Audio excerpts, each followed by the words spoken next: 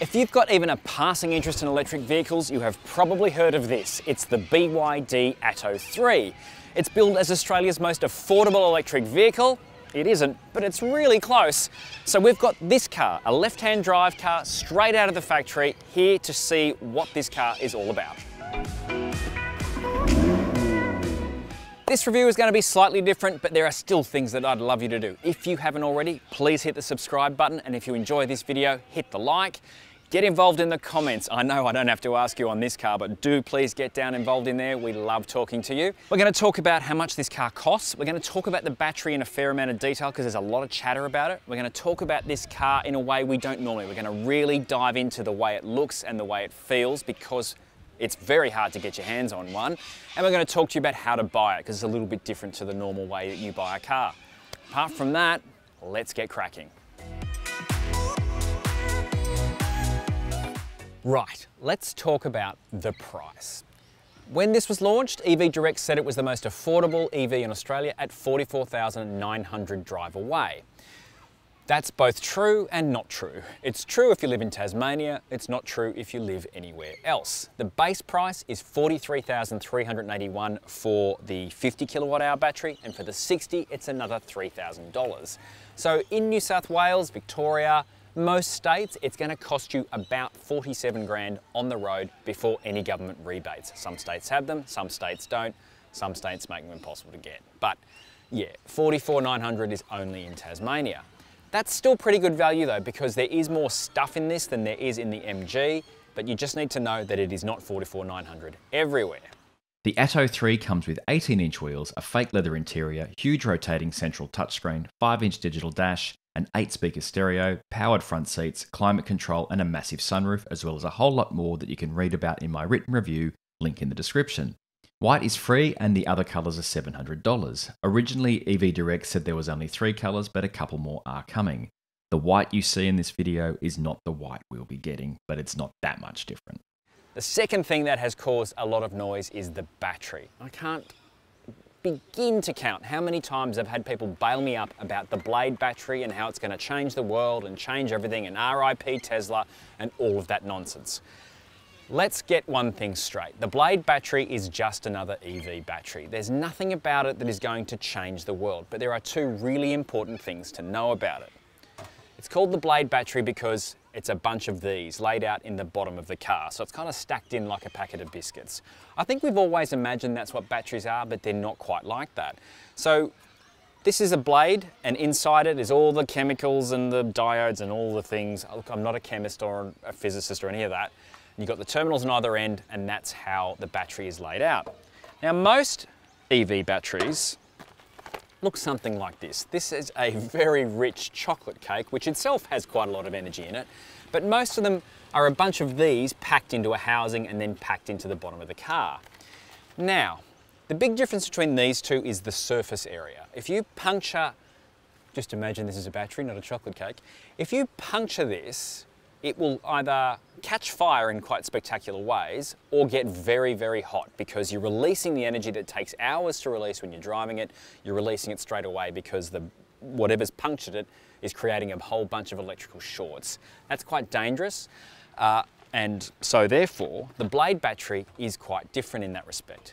What's also different about the Blade battery is the chemistry. This is known as a lithium ferrous phosphate battery or lithium iron phosphate, which means it's got fewer rare metals like nickel and cobalt in it, so it's cheaper to make. It's about 20% cheaper to make. What makes a difference about that is that it is less energy dense. There's about 1/3 less energy in this than there is in a comparable battery pack like this. I don't think that's a big deal because cheaper is where it needs to be. Electric cars need to get cheaper. The Blade battery is going to make cars cheaper. So it's not revolutionary, it's not like a cheap solid state, it hasn't suddenly made it $1 per kilowatt hour or any of that kind of stuff, but it is very cool and it is very interesting. It's just not going to change the world. What you see here is a left-hand drive BYD Yuan Plus. See? The badge says so. In China, the first generation Yuan is still on sale with a petrol engine, but the Plus is built on BYD's E-Platform 3 and is EV only, hence the Plus. Figuring yuan, which is the informal name for the Chinese currency, wouldn't really play overseas, BYD came up with the Atto 3. Look, it's not a great name, but whatever. It's a compact SUV about the same size as a Kia Seltos. It's fairly inoffensive to look at, but won't win any style awards. Nobody's really going to know what it is because it doesn't shout about itself. Having said that, it got a lot of rubberneckers when we had it, so what do I know? It's quite well built from what I can see, but the wheels are a bit daggy looking and have crap tyres on them. It's a very different story in the cabin. Now, one of the great things about electric cars is the wheelbase. They're always very long. If you don't know what the wheelbase is, that just means the distance between the centre of the wheels front to back, and it just means that's how much room can be squeezed in between them. Now, in a normal car, you've got all engines and all gear and stuff, so that wheelbase has to be a little bit shorter so the car doesn't end up being like 9 metres long. But electric cars, because everything's more compact, you can get that long wheelbase, which translates to heaps of interior space. Now, this isn't a big car. It's only about 4.5 metres long, but I have got an absolute ton of space. Now, it's left-hand drive. I am sitting behind where I drive, so this is the driver's seat, and I have got tons of room. The floor is completely flat, so I can sit here in the middle, and I'm perfectly happy. This is a little bit harder, but it is perfectly comfortable, particularly if you're just getting around town. So here in the back is the first of the fun design features they're going to see throughout this car. We'll talk about it more when we're in the front, but these are the barbell-shaped air vents, but it's good that the air vents are back here, and actually you get quite a lot of air through them. You've also got 2 USB ports and a slot here where you can put a phone and a big BYD design thing. One of the first things I did notice when I got in the back here is this has obviously been scuffed up. I'm assuming someone's hit that pretty hard, but just think about maybe the materials aren't as hardy as they could be. The seats are made of this kind of rubberized vinyl, I think. It kind of looks like rubber. It sometimes feels like it. This white stuff feels a lot nicer, but yeah, that looks a bit rubber, but that's okay. These seats look pretty good. You've also got phone pockets here as well as map pockets. You've got this fun door handle, which again we'll talk about in the front, and you've got an armrest with 2 cup holders and bottle holes in the doors, but they're only going to store smaller bottles, but you can play a tune. Again, we'll talk about that more in the front. Now, you just heard me say there's a lot going on in this interior, and no more so than here in the front. It's a lot. So let's start with the obvious stuff. This. Now, BYD say that this is all about athleticism and that this is like a treadmill. I don't know, I thought it was like muscles and sinews, and so I should probably stop running my hand over it like that. These are supposed to be, as I said before, dumbbells or barbells. So again, it's this whole kind of idea that you're at the gym. Look, I'm not entirely sure about that, but again, that's entirely subjective. Although this quite fat steering wheel does look like it's been to the gym a bit. It's quite chunky and but small in size. It looks too small actually, so and it's slightly off center for my body too, so that'll take a little bit of getting used to. Again, this is the shifter, again with that kind of barbell kind of vibe. Few buttons here. I've worked out what most of them do. You've got auto hold, auto parking, although auto parking may not be standard on the Australian spec car. That is one thing I learnt this morning when I picked it up. You've got drive mode, different regen modes, which I talk about when I go for a drive, and fan and demist and a volume controller. There's a good mix of buttons to the screen, and the screen itself actually is really cool. Now everyone talks about this. Yes, it does change between portrait and landscape, but it's not just a gimmick. I actually think different people like things put in a different way. I like it this way, even though normally I'm a landscape guy, but it just does makes it easy to navigate if you're that way or that way inclined. It's not a big deal, but I think it's really clever. And also if you're stopped and watching a video, you can put it that way, and when you're out driving, you can put it that way. There's plenty of stuff in here. A lot of it is either useless or won't work or whatever. So hopefully that gets cleaned up for the Australian car. But it does give you access to a lot of functionality both in the car and over the air. What it doesn't have at the moment is Apple CarPlay and Android Auto. That's coming in an over-the-air update in September 2022. And BYD tells me that it will be wireless Apple CarPlay and wireless Android. Now, they also tell me, why would you want it? This DI link system is great. It's not. And look, it's fine until September, but it's no replacement for the Apple CarPlay and Android Auto. You do have wireless charging here, which is very nice. You've got cup holders here and a little thing to put in one side or the other if you've got different size cups so that the smaller cup doesn't disappear, or even worse, when you put a full cup in and the side grabs the lid and rips it off and you get coffee everywhere. It's never happened to me. I don't know why I told you that. There's also a deep bin here, which can fit a reasonable amount of stuff. And you have, again, in the doors, these weird, they're supposed to be like exercise, you know, those bands you can exercise with, they're supposed to be like that. And there is room for a small bottle in the door. But as for the design elements, I can absolutely see what BYD is doing here. They're getting out and they're having a go, and I quite like that. These door handles, I thought they looked pretty stupid when I saw them on other videos and on the internet, but actually I quite like them, and they work quite nicely. I don't have a problem with them at all. Whether that gimmick will get bored or not, I don't know. And the speakers are in there as well, so that's kind of clever. As the interiors go, it's very comfortable. I'm quite happy in it. Everything works. You know, even though half this stuff is in Chinese, you press a button and something happens, so it all works. And again, that'll be cleaned up for the Australian one. So I'm quite impressed because it's quite well built. It's very comfortable. I'm pretty happy with this interior, even though I don't particularly like the design.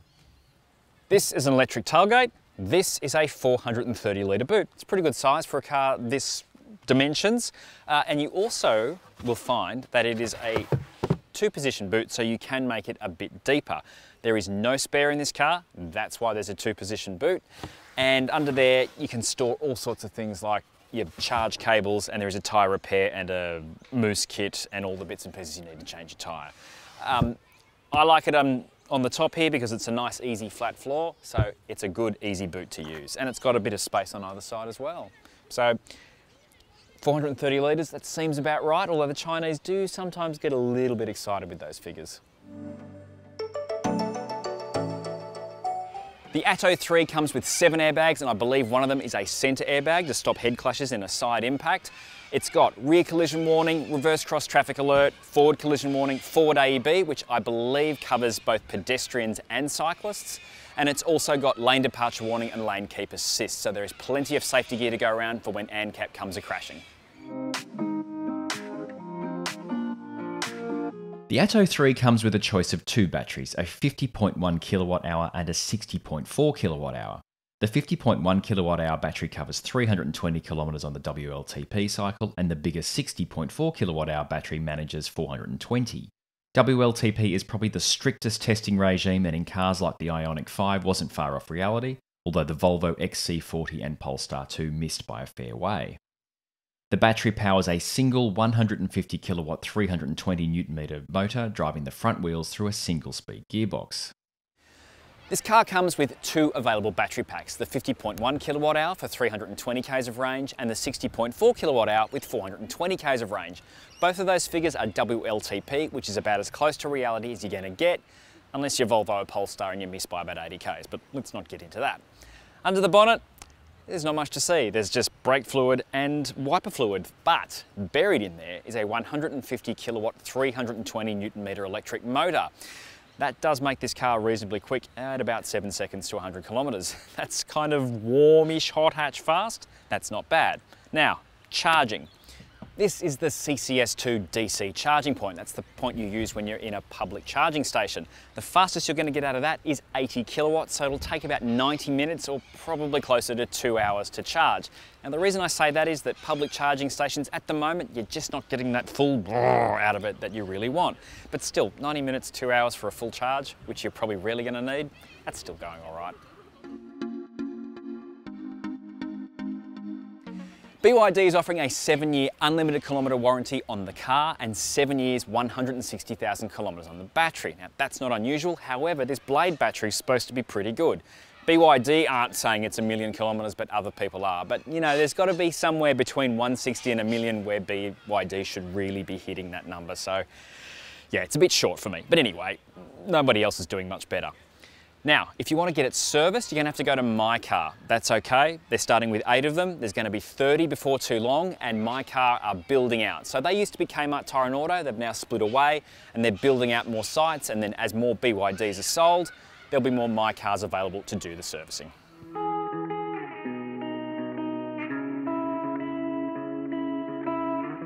All right, let's get some things straight. This is a left-hand drive car because the right-hand drive cars have only just gone into production. So according to BYD/EV Direct, and I do use those terms interchangeably, but they are different companies. But according to the people who will sell you this car, they've got a 1,500 car per month allocation from the factory. So that's the kind of numbers they think they're going to shift. There's a lot of chatter about this car. Now, if you're not very online, you may not know what I'm talking about, so I'll try and put a bit of context into it. Firstly, early on in the piece, and we're talking, 4 to 6 weeks ago, there was talk that there would be a local tune for the suspension and better tyres. Not happening. Right? So the tyres that are on this car are going to be on the Australian car. The suspension that's on this car, the steering tune, all on the Australian car. Of course, everything will be over there, where it should be. So this is probably more representative of what you can expect if you buy one of these, or you're going to go and look at one of these. It's probably more representative than we were at first thinking. Traditionally, Australian cars are sprung and shocked in very specific ways. Hyundai worked that out a few years ago, and it has worked wonders. So what's wrong with this car? Nothing's wrong with this car. The brakes are, however, quite grabby, especially at low speeds. So when you're parking, you look like an utter numpty, because like that. They really do grab very, very hard. Secondly, the suspension can't work out whether it's jittery or floaty. So in some bumps, it'll kind of heave a bit over bumps. It will body roll. The car seems to shimmy around on the tyres, on the suspension. Having said that, it's very comfortable. Even with the occasional lump and bump, like that's a fairly big bump, it's okay. And the suspension is, for the most part, very quiet. But as I just noticed then, when you do turn the wheel, because there's a little bit of a direction change or a correction you have to make, the body does lurch around.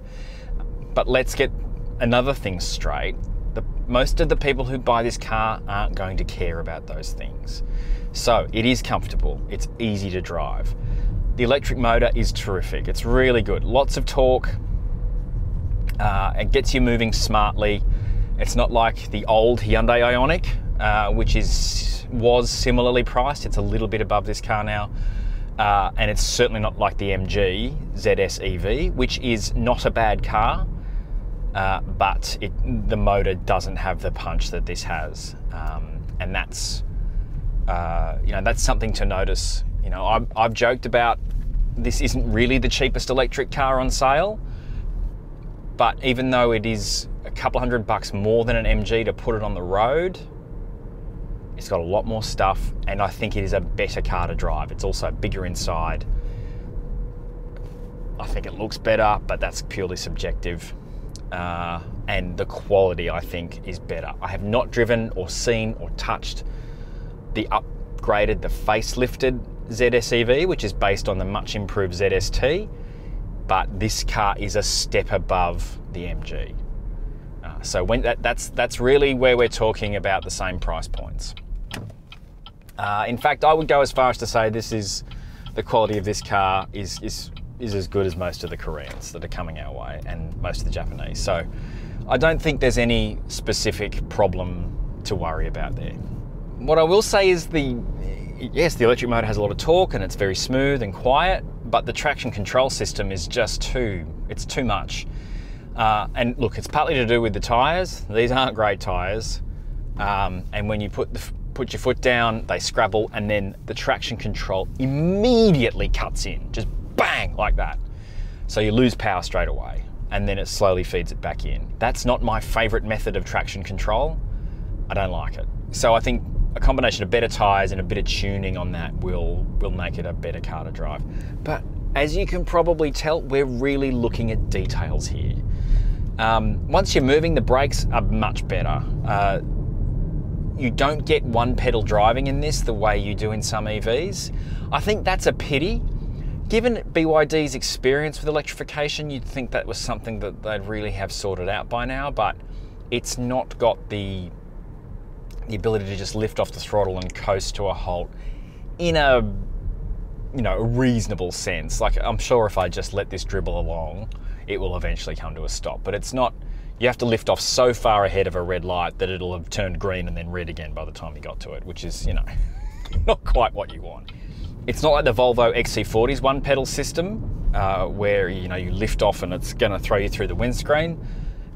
But I'd rather it be closer to that than what it is, because you lift off, you get a bit of regen, but it's not a lot, and it's only a 2-stage, as far as I can work it in, because some of these switches are in Chinese, and I can't work out if I'm actually switching the right thing. The only way I worked out that I had 2 different levels of regen is because I looked at this little screen here.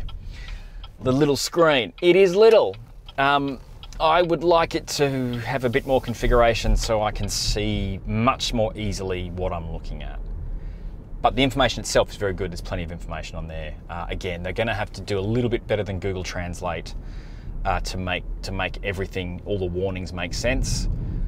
Look, I think this is a pretty good city car, and talking to the BYD guys, that's who's buying it. People in the city. The 60 kilowatt battery has the range for kind of outside major centres. So if you live in Geelong or Wollongong or whatever and you go to Sydney, you should be okay as long as you've got access to the fast charging. I'm pretty comfortable saying that this is a nice car to drive, and I think it'll be a nice car to own. I think it feels really solid. It feels well built. The driving is pretty good. Obviously, we'll have to wait until it's right-hand drive and we've got a bit more time and space to drive the car around, because on trade plates you can't stray too far away from where you got the car, where it's registered. And look, BYD have been making electric cars for a long time, so it shouldn't be a surprise. Do you notice that it's got a blade battery? Of course you don't. You just notice that you plug it in and it charges, and then when you unplug it and put your foot down, it goes. I think EV fans are going to like this car because of the techno dweebiness about it. I think folks who don't really care, they just want an EV because it's time. People feel it's time to move on. For around 47 grand on the road, before you apply all the government rebates and things for the 320 kilometre range car, the 50 kilowatt hour battery, I think you're doing quite well, and I think you're doing better than its main rival. I wasn't pre-convinced about this car, which is obvious because you've got to drive a car before you can really pass judgment. And obviously I can't speak for the ownership experience. I can't say how long the battery's going to last without degrading. I can't tell you any of that stuff, and I can't tell you what the ownership experience is like, but I can tell you that it's a comfortable car to get around in. It's got a good range, and apart from the brakes being really inconsistent, that's the kind of thing that you as an owner gets used to. I don't like it. I don't like the way the brakes work. It doesn't mean they're bad. I just don't like the way they work.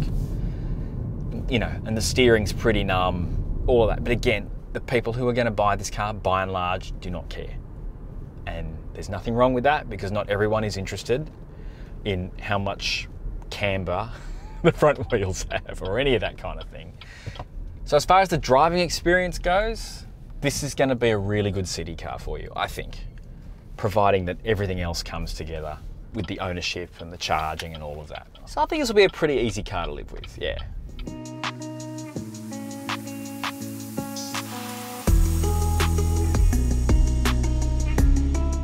The BYD Atto 3 is not Australia's most affordable EV. That definitely goes to the MG, if only by 200 bucks, and not in Tasmania.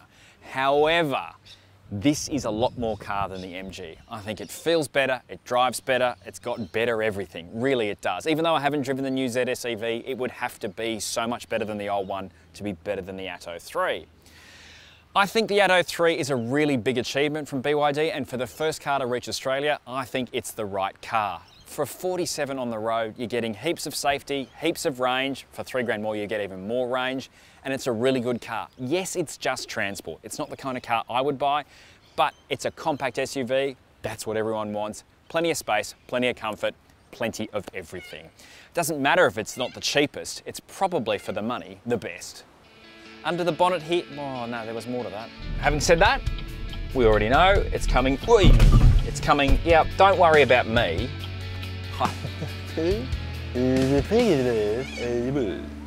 Start that again, one more time, because I'm an idiot. Here's my wife, hello. It's not gonna put you through, so I'll do all that again. Jerkbirds, rah! I didn't get any of them. No animals were harmed in the filming of this review.